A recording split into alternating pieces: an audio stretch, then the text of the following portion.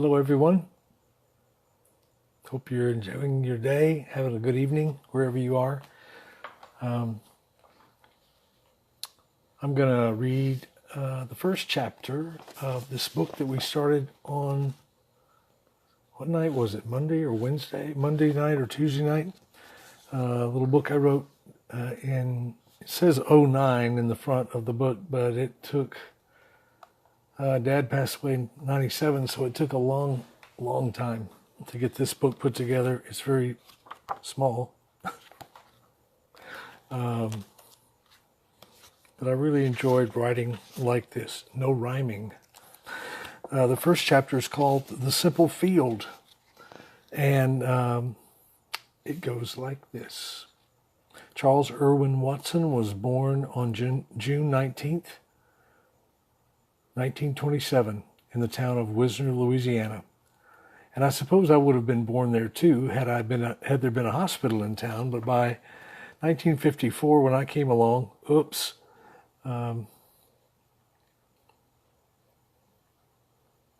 more and more babies came into the world, kept in the sanitary confines of a local hospital. So I was born in nearby Winsboro, Louisiana, about 15 miles away.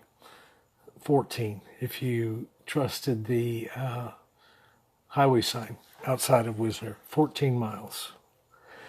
One particular visit to Wisner, Dad got it into his head to show us the house where he was born. He must have been overcome with a very un-Watson-like wave of sentimentality and nostalgia. While Dad was always glad to see us, he never pressed any agenda that I can recall. He was just always quietly contented to have everybody in the same house for a few hours. He seemed to breathe easier and enjoy the peace and serenity that comes with being able to put your hands on the ones you love the most, to look them in the eyes and determine if all is well. And even if all wasn't well, I think my father thought it was a whole lot closer to well when we all ate in the same room. He wasn't the type to make us feel guilty for not visiting more often. He knew as well as anyone that most highways had lanes going in both directions. I used to remind him of that. They said, "When are you going to come see us?" I said, the funny thing is there are lanes going both ways. They didn't think that was funny either. He knows as well as anyone most highways had lanes going in both directions. I just don't think he ever gave up on the idea that his home was the whole family's home. I might have called a few other towns home over the years, but from his heart and sometimes in his voice, I heard the question repeated from time to time. "Hey, son, when are you coming home?" Home was always his home.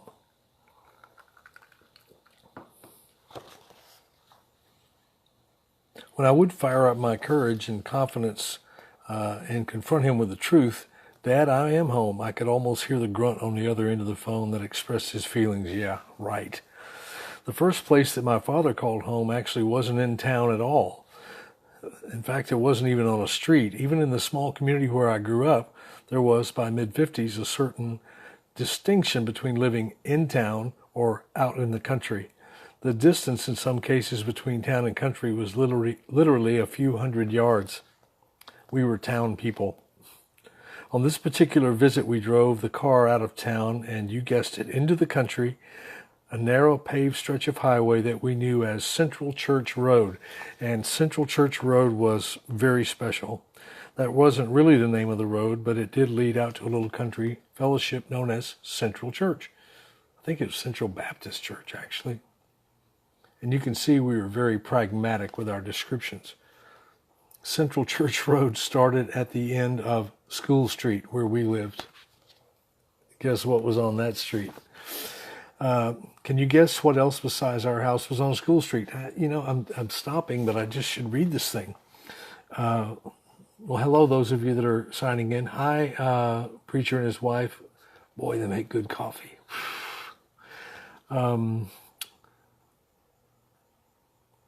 Very familiar to all my family was the road where we test drove any new car that came to be a part of our family. It was our personal parade route. Whenever Dad would lay his hands on our new wheels, we'd all pile in, savoring the precious new car smell and the unmistakable combination of new carpet, glue, and upholstery stirred together into some gigantic automobile kitchen at a place far, far away known as Michigan. Anybody watching from Michigan tonight? There were never any discussions about what model car we might get, and really never gave it much thought. We never gave much thought to straying from the beloved Buick brand. The first Volvo I purchased didn't really set well with Dad. We didn't sit and look at car magazines or analyze or compare qualities. The color was never a matter for public family debate. Four-door, two, cloth, leather, white walls. My father's house was not a democracy. New cars in the family were as mysterious as Louisiana politics. And they still are, as are most politics.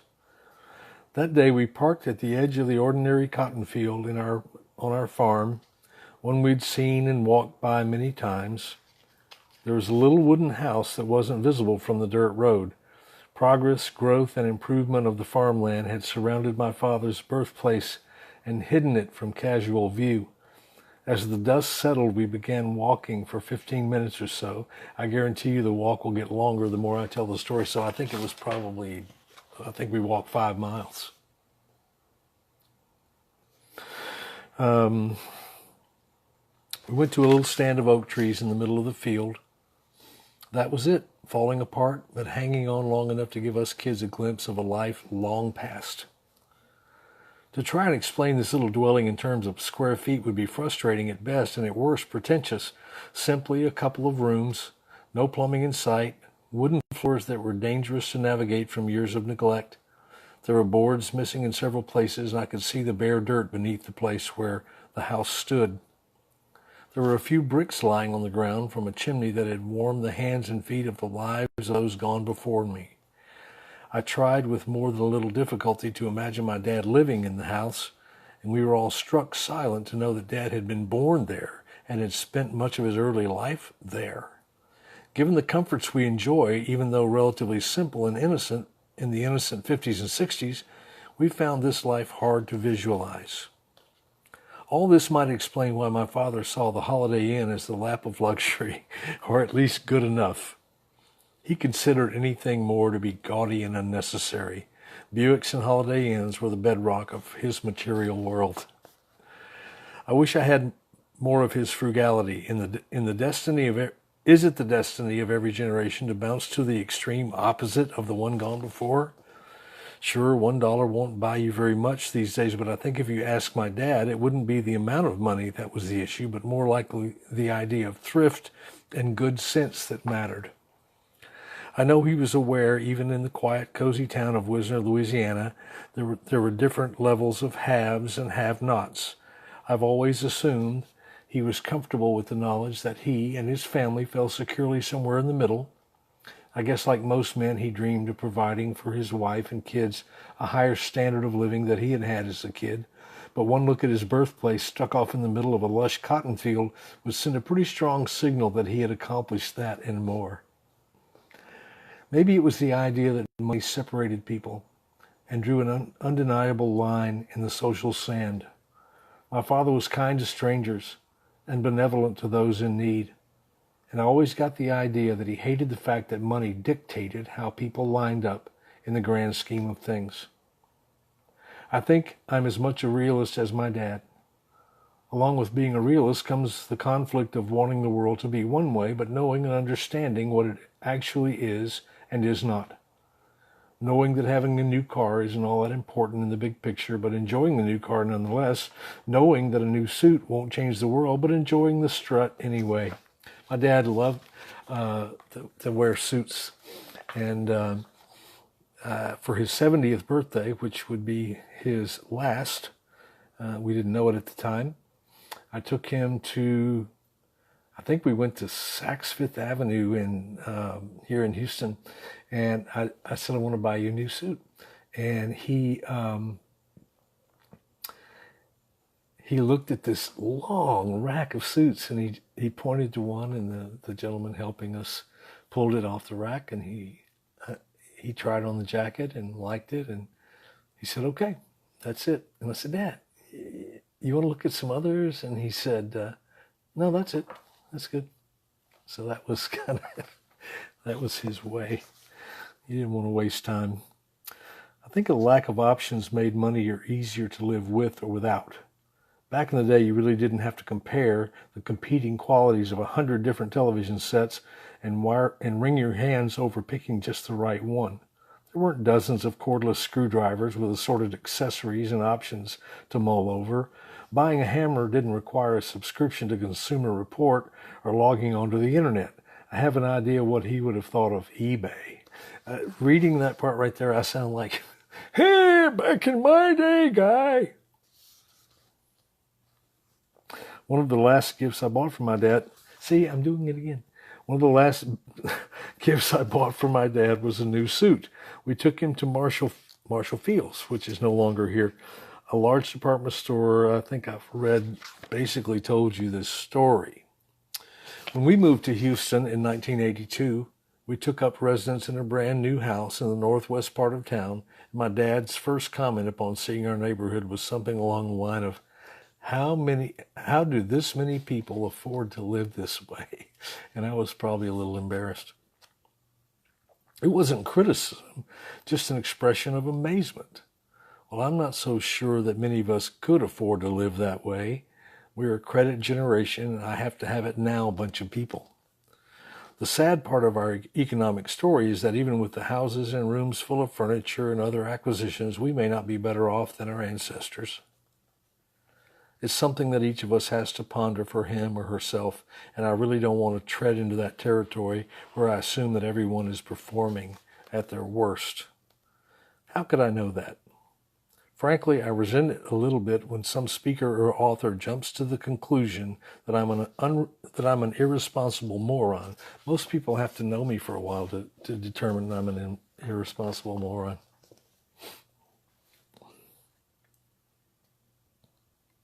Usually it takes several weeks for people to know that about me. I did it again. But I do know this about myself, and it might just apply to you. When we are open in our hearts to relationship with God, the most difficult room to allow him to invade is the vault where we keep our treasures. Jesus, speaking in the Gospel of Luke, chapter 12, verse 34, says, where your treasure is, there will your heart be also. I know you've heard that before. Even with a strong foundation of faith and the best intentions, this is a concept that is impossible to contradict. It's simply the way it is. There is real peace in following the simple teachings of Christ. When we finally allow the coach to take us out of the game called keeping up with you fill in the blank with those you're trying to keep up with, even if nobody knows it. You know who they are. Maybe we'll all be able to catch our breath, be thankful for all that we have, and live in the freedom that comes from embracing things of real value. Near the end of his days, I walked into the intensive care unit of a small hospital in Winsboro, Louisiana. My dad was there and in quite an agitated state. The fact that he was pretty heavily medicated for his unbearable pain explains some of his mental gymnastics. I took a seat next to the bed and patted his hand. The same hand that had been so strong for me, had taught me how to play ball and guided my hands on the steering wheel, was now bruised and discolored by the necessary hospital routine of taking blood and medicating him through an IV drip. He looked me straight in the eye and said, I need you to do something for me. I was ready to go to the wall for my dad. I knew, and what I knew were his final days. His look shouted panic as he told me, I need $100 right now. I'll never forget that. His eyes were wide. I need $100 right now. Dad, I said, why do you need $100? They've got everything you need right here in the hospital. I need $100 in my hand right now, he told me. I would like to tell you that this episode had some profound climax or some deep spiritual impact, and that we moved on to discuss the great value of treasures of heaven and so on, but I simply got up from my seat, stepped away from his bed, rolled up some bills and stuck them in his hand, and he took a deep breath and relaxed. I don't know what to make of things like this. Serious painkillers change you. Maybe it had something to do with his upbringing in a depressed nation in the 20s and 30s. The time when I'm told when a few dollars in your hands gave you quite assurance that you could eat and feed the ones you loved. At least that's how I saw it. Even near the end of his life, Dad wanted to make sure that he would be able to take care of us. To see his request as some demented grasp at a material thing as his life was coming to a close simply does not fit with the life I'd seen this man live before me for all my years. As we left the little frame farmhouse in the field, we picked up a few bricks from the old fireplace and took them home. Our home. 3 of the 5 or 6 that I brought back with me permanently fixed on the north side of the carport workshop outside what I now refer to as my old place in the country outside of Houston. Not anymore. I sold the old place where we raised the children and lived for almost 14 years. I'm sure they thought I would carry my cold dead body. They would carry my cold dead body from that house one day, and I kind of wish that were true in some ways. I loved living there, good memories, but the overwhelming sensible side took over, and we gave into the pressure to simplify. Too much land, too much house, just too much. The 3 bricks are still there. I have others that I might find in a good resting place for someday. I might call home someday, and the old fireplace will live on. That's the end of that chapter. I see so many people, and I really want to just say hello to all of you.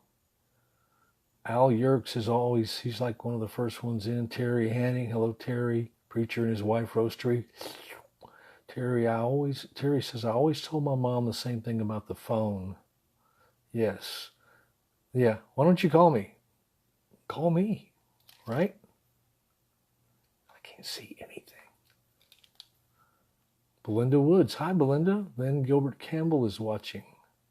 Bring them on camera. I don't know what that means. Terry Hanning is in Ohio. Nyla Yeo is in Michigan. Yeah, there's Michigan. Al is in Atlanta. Jack Brown, Ohio boy in Michigan. Melissa Boyd. Why do I know your name, Melissa Boyd? Belinda Woods. Is anyone seeing it? Because I cannot. I can, Belinda. Jack Brown. Material magic didn't have a hold on him then. You're exactly right. Okay, this is the part of the story where some people can't see, and then others saying, we can see him. Peter Abink. Very nice comment. Thank you, Peter. Jack Brown asks, why is it so hard to live a simple life? That'd be a good song. Richard Jods. No idea if I pronounced that right. Sorry. Donnie Gerald. Al Yerkes still there. Thanks for hanging in there, Al. You're on every time. Kimbra Graves. Nyla, I think it probably is Nyla, lost my father 7 weeks ago today. Oh, a lot of memories. Thankful that he's found rest in my Lord. Susan Hutchinson. Hi, Susan. Kimbra Graves. I got it on the tail end of this. Wayne, have you written a book? Yes, in 2009. You know, I got to find a way to get this thing printed because I'm going on a Facebook social media frenzy. I've been terrible at it. And my people that help me out tell me, you got to get better at this. So I'm going to try. And this is how I'm trying. We're going to do a lot more things. We might go to my website and do some things. I hope some of you will come along with that. Shirley Peavy, like Peavy Amps in Mississippi, he came to the small town of Bedford, Virginia, and performed at Youth Joy Explosion in the 80s. Nice. Terrell, Texas. Dana Gilmore. Karen Westberg in Spokane. Thank you for watching. Oh, Kathy Price Clump. Hi from Bloomington, Illinois. I saw you at Lamb's Theater in New York City. Al says, I remember that. Lamb's Theater in New York City is this really small, intimate, I don't know if it's off Broadway or off Broadway or if it even goes further than that, but it's this cool little theater. And we did a live radio show from there. And the front row is from me to this camera. I mean, people are on you. It's awesome. I don't know if they still do stuff there. Do they, Al? I don't know. Why can't I get this to scroll? There's Tim Scherer from Friendswood. When we moved to Houston, we almost moved to Friendswood. We looked at a house in a neighborhood that you probably know. It had a landing strip for private airplanes in the middle of the neighborhood. I didn't have an airplane, but I thought it was kind of cool. Tom Paisano, Calumet City, Illinois. I think I've been there, right? Susan Hutchinson from Baton Rouge, lived in Baton Rouge from 1976 to 1982. Greg Yoder. Hey, Greg. Tim Scherer, next concert, ? I'll pay big bucks.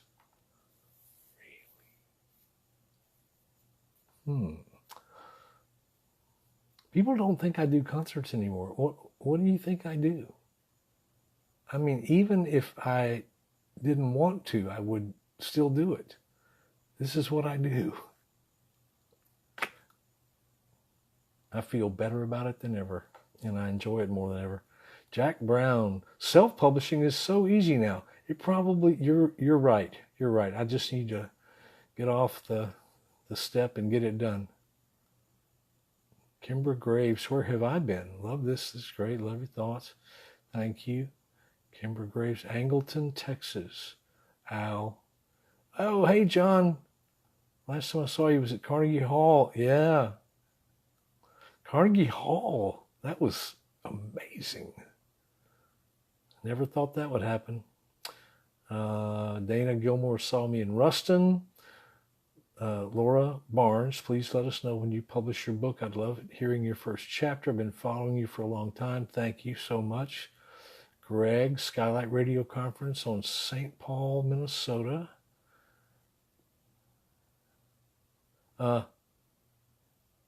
John says, though they don't do concerts at Lamb's Club anymore. Is it called Lamb's Club now? Okay. Al Yerks, I'd love to come to Atlanta, Al. You need to stick a fork in your pastor's side or something, and let's do something. Nathan Elder, remember taking you to lunch at Bonefish about music and ministry in Pearland. I remember that. Dennis William, can I buy all your CDs from your website? Oh, my friend, I wish you could. A bunch of them are out of print. That's just the way it is. Patrick Sinclair, good old LA Tech dude here. How about them dogs? I don't know. What are they good? Al, thank you, bud. Preacher and wife, we'd love to have you come to a concert in Wisconsin. Okay. You know where to find me. You've got my address. Dennis, I saw you at a concert in Freeport, Illinois. Was that amphitheater? They have an amphitheater in somewhere in Illinois years ago. Used to play there almost every year. Donnie, Gerald, John. Oh, John says it's just a restaurant. Jack Brown says we still talk about you coming to our little church in Dutton, Michigan, near Grand Rapids. Wow. Someone is saying, how can we contact you for a concert? Wayne. Wow. Should have worn that retainer. Dadgummit. If you want to talk about a concert, email me, Wayne. That's a strange reflection, isn't it? Yeah, email me if you want to talk about a concert. Wayne at WayneWatson.com. All lowercase, Wayne, W-A-Y-N-E, at WayneWatson.com. When I tell people at a restaurant or something, Wayne, they look at like it's a name nobody uses anymore. So I have to go into like John Wayne, Bruce Wayne, and if they're really young, I have to go Lil Wayne. Nyla, Christian Songwriters Musicians International Conference in Washington in September. Great meeting of artists. Probably not going to happen this September. Wretch Radio. What is Wretch Radio? That could be taken a lot of different ways. All right, Tony just signed on. Oh my goodness, Tony. Yeah, in the 80s, if I were with Silverwind, that was the first tour I ever went on. The promoter brought me in to open for Silverwind. How many of you remember Silverwind? Oh my gosh, Georgian Banov was a young man who had escaped from Czechoslovakia somewhere. I mean, literally ran with his family to get out of the country. And he was part of Silverwind. He was sort of the lead dog. And I opened for them. And it was, I didn't ride on the bus with anybody. I rode in the promoter's Firebird. Yeah. So anyway, that was fun. Edith, I'm not going to even slaughter your name. Says she has memories of attending a concert in the 70s. Russ Taff.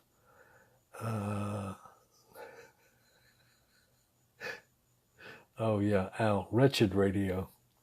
Still, man. Okay. I did some liners for John. Do you still keep in touch with the peeps at Evangel Church in Scott Plain? No. I just don't reach out. If people want me to come and be with them to do a conference, to do a weekend, to do a Sunday morning worship and an evening concert, I'm very flexible. I did some liner notes for a radio station yesterday, and I use several different approaches, so I like doing those. Bob Deary. Yeah, I remember Bob Deary. And I'm going to check out your website, Al. Got to run. So good to have contact with you all. And I'll let you know when the next chapter, probably next Monday. God bless. Thank you so much.